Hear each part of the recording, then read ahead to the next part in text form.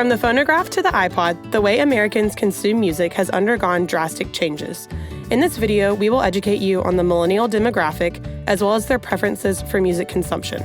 We will walk you through the history of recorded music and the evolution of modern streaming and purchasing options, as well as the marketing implications these trends create. In addition, we will make recommendations for how companies can best market their music to millennials. Music has always been a large part of the American culture, but our consumption methods have been drastically revolutionized. The phonograph is where it all began in 1877.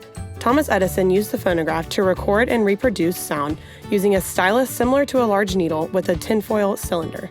The first music recorded by the phonograph was Mary Had a Little Lamb.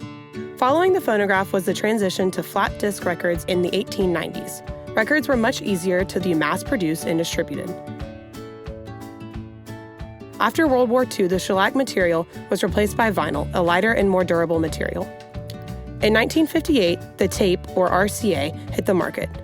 The RCA allowed high-quality audio to be encoded onto a magnetic tape and read mechanically with a sensor, and revolutionized the market by allowing up to 60 minutes of music storage. In 1979, Sony introduced the Walkman, a tiny portable tape player and the first personal music consumption medium. The Walkman revolutionized how consumers listened to music, as it could be taken with them wherever they went. The first compact disc, or CD, was introduced in the 1980s. Instead of using a sensor to read the data mechanically, like with records and tapes, the CD introduced a laser technique to read the encoded data on a disc. The CD continued to advance with error correction and skip protection features being introduced. The MP3 was created by Karl-Heinz Brandenburg as a solution to finding a way to transmit music over digital phone lines. The MP3 separates sounds into different layers, and each layer is kept or discarded based on its overall importance to sound.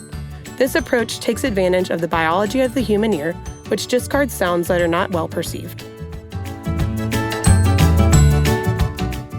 Consumer-to-consumer music sharing quickly followed the introduction of the MP3. Napster and BitTorrent became popular platforms for users to gain access to music files. Portable MP3 players were then introduced. Some examples of these first MP3 players are the Diamond Rio and the Archos Jukebox. In 2001, the Apple iPhone was released. The 5GB iPod holding up to 1,000 songs retailed for $400. It quickly became a front-runner in the MP3 player market and has seen revolutionized music consumption. Until modern day, the iPod had undergone significant changes with decreased size, increased capabilities, and decreased weight. Apple iTunes revolutionized music sales by allowing iPod users to purchase songs in-home and still has a large market share of music sales. The next evolution in music, and the one we will focus on primarily in this video, is streaming. Before we explain the emergence of modern streaming, we will go into detail on the millennial demographic.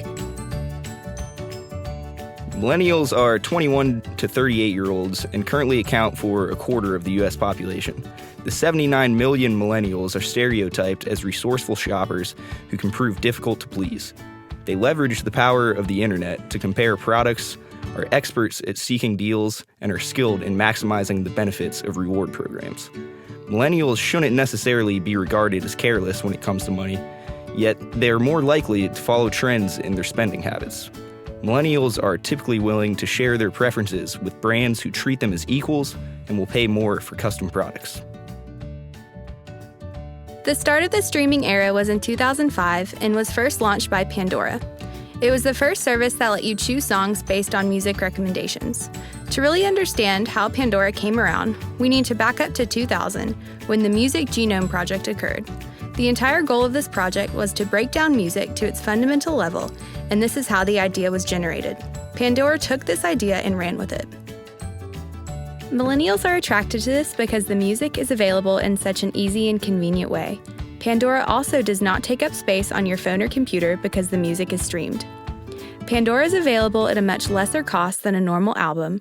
Some of the streaming is free, and in that case, very convenient and appealing to the millennial demographic. We have decided to focus on just a few of the streaming services that are prevalent today. We start with Spotify. Spotify offers two different types of services. One is a free service with ads that does not allow you to download the music for offline usage. The other is a premium service that you pay for. It is $9.99 a month for regular subscriptions, and it offers half off for students. This premium service removes ads, improves audio quality, and allows users to download the music for offline listening. The best part about Spotify is that you can choose to stream any song you want that is available on the service. As we talked about Pandora before, it is also a popular streaming service. Pandora offers two different options. One is a free option that acts as a radio-like service and has lots of commercial interruptions. The other version is a paid service, which is $4.99 per month with limited commercial interruption. The downside of Pandora is you cannot choose the songs that you want to listen to, which is why this streaming service works mainly like a radio. Apple Music is a newer streaming service launched this past summer. You can pay for a plan for $9.99 a month, which is the same as Spotify. Another unique service that Apple Music offers is a family plan, which is $14.99 a month. Their best feature is that Apple Music gives you personal recommendations on songs from people who know and love music. YouTube just launched a music streaming service called YouTube Red. They have a free ad-supported service as well as a paid service. YouTube Red allows you to save songs and videos to watch offline, and it allows you to play music and videos in the background while doing other things on your phone. Their best feature is that all the video content on YouTube is part of this service. Tidal is the final service we are focusing on. It was launched by Jay-Z and several other high-profile artists with the focus of paying the highest royalty percentage of any current music streaming company so that the musicians will support this service. This again is also a subscription-based service that contains 35 million tracks as well as music videos. The subscription services are Tidal Premium, which has lossy quality and is $9.99 a month. Their other option is Tidal Hi-Fi, which is $19.99 a month and contains even higher quality music. We decided to take our research to the streets to see how millennials are listening to music. What we found was interesting. I enjoy Pandora because I don't have to choose it. I don't have to constantly be selecting. I just like that it streams it. I pretty much only use Spotify. Yeah. I mean, it's really convenient. It's really fast because I don't have to wait for anything to download. I don't have to pay money. I don't pay for any of the premium services. I'm okay with ads, as long as everything else is really convenient for me. Before, I just download music. Oops.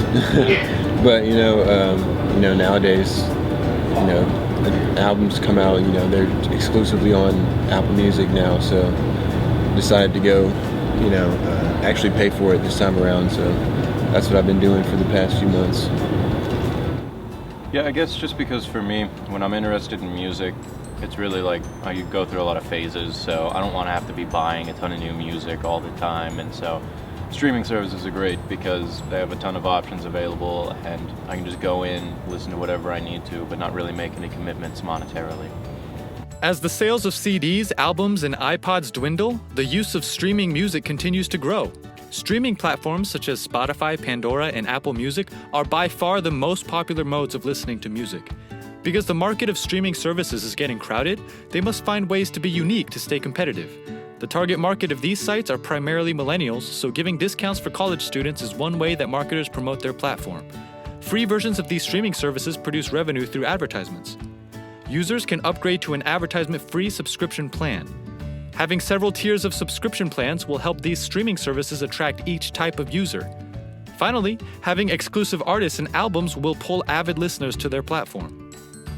In a world with so many options for listening to music, it will be interesting to see what this industry transforms to in 10 years. We can see that the idea of owning music is starting to fade. Bragging rights of owning an iPod with 10,000 songs or a large record collection is a thing of the past. We live in fast times and want instant gratification. This is why streaming is the solution. So ask yourself, how do you listen to music?